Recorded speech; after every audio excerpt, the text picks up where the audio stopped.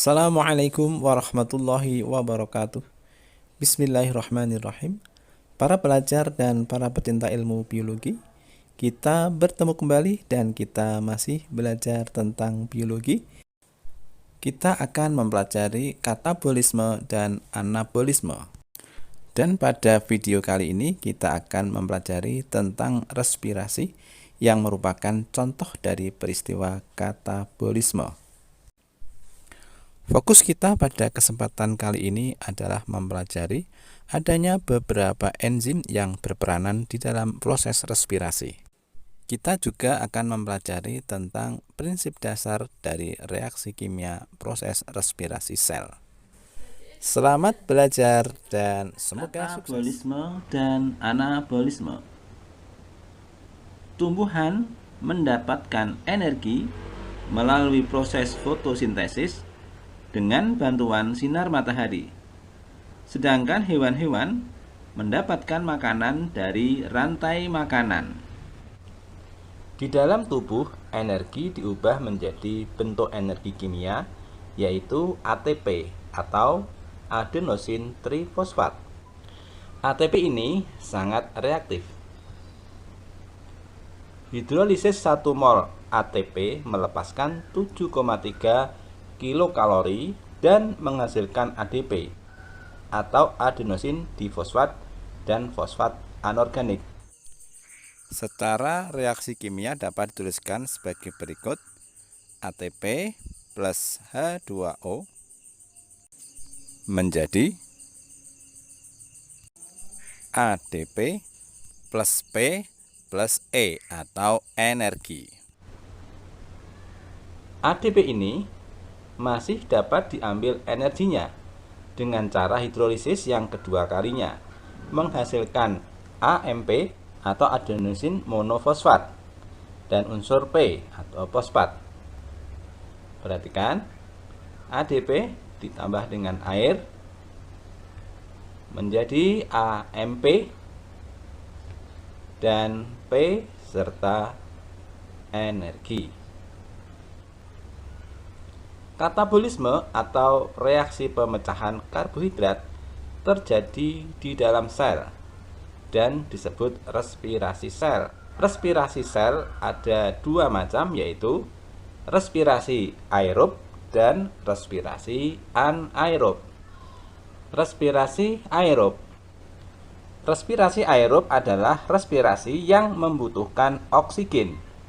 Respirasi aerob ini terjadi pada organisme tingkat tinggi, yakni berlangsung pada organel mitokondria. Sedangkan respirasi anaerob adalah respirasi yang tidak membutuhkan oksigen. Respirasi anaerob Jadi pada organisme tingkat rendah, yaitu pada makhluk prokaryotik dan protista. Respirasi anaerob ini disebut juga dengan fermentasi. Untuk mempermudah pemahaman kita tentang katabolisme karbohidrat ini, terlebih dahulu kita akan mempelajari adanya beberapa enzim yang berperan dalam respirasi sel. Kita tahu enzim adalah suatu senyawa kimia yang berperan dalam mempercepat laju suatu reaksi tetapi tidak mempengaruhi hasil reaksi tersebut. Jadi dia hanya sebagai biokatalisator. Enzim yang pertama adalah transfosforilase. Enzim ini mengirimkan H3PO4 dari salah satu molekul ke molekul yang lain. Contoh enzim ini adalah enzim-enzim yang terlibat di dalam glikolisis. Enzim yang kedua adalah desmolase. Enzim desmolase membantu pemindahan atau penggabungan ikatan-ikatan karbon. Contohnya adalah aldolase menjadi katalis penguraian fruktosa menjadi gliseraldehid dan dihidroksiaseton dalam reaksi glikolisis. Kemudian yang ketiga adalah enzim karboksilase. Enzim karboksilase membantu pengubahan asam organik secara bolak-balik. Contohnya adalah karboksilase menjadi katalis dalam pengubahan pirufat menjadi asetaldehida pada reaksi fermentasi alkoholik. Yang keempat adalah hidrase. Enzim ini membantu menambah dan mengurangkan molekul air dari suatu senyawa tanpa penguraian senyawa tersebut. Contohnya adalah enolase, fumarase, dan akonitase. Kelima adalah dehidrogenase. Dehidrogenase adalah enzim yang melepaskan hidrogen dari suatu senyawa. Contohnya adalah enzim dehidrogenase asam suksinat yang mengkatalisis pengubahan asam suksinat menjadi asam fumarat dalam proses siklus Krebs. Yang keenam adalah oksidase. Enzim oksidase mengkatalisis oksidasi, artinya enzim ini mempercepat peristiwa oksidasi. Contohnya adalah enzim oksidase sitokrom dan tirosinase. Kemudian yang ketujuh adalah peroksidase. Enzim ini mengkatalisis oksidasi. Contohnya, enzim yang berperan dalam oksidasi substrat sambil mereduksi H2O2 atau hidrogen peroksida menjadi H2O atau air. Kemudian yang kedelapan adalah enzim katalase. Enzim ini menguraikan H2O2 menjadi H2O. Enzim tersebut berada pada peroksisom sel.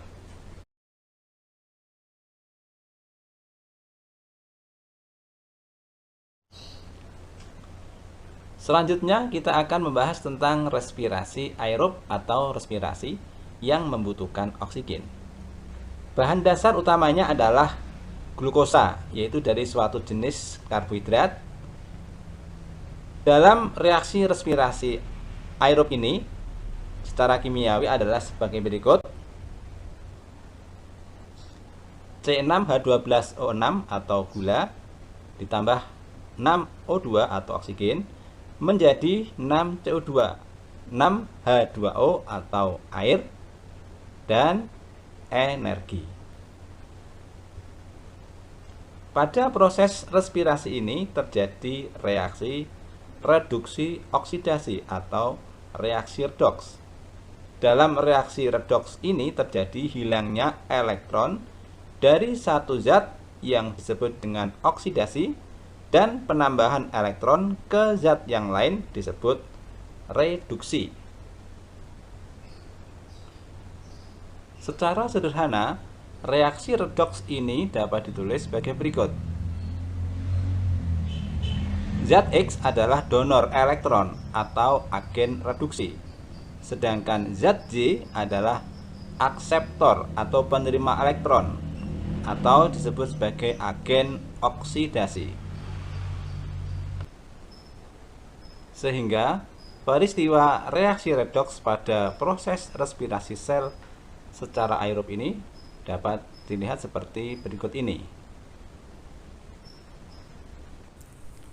Para pelajar dan pecinta ilmu biologi, untuk proses selanjutnya yaitu tahap-tahap respirasi, insya Allah akan kita pelajari pada video selanjutnya.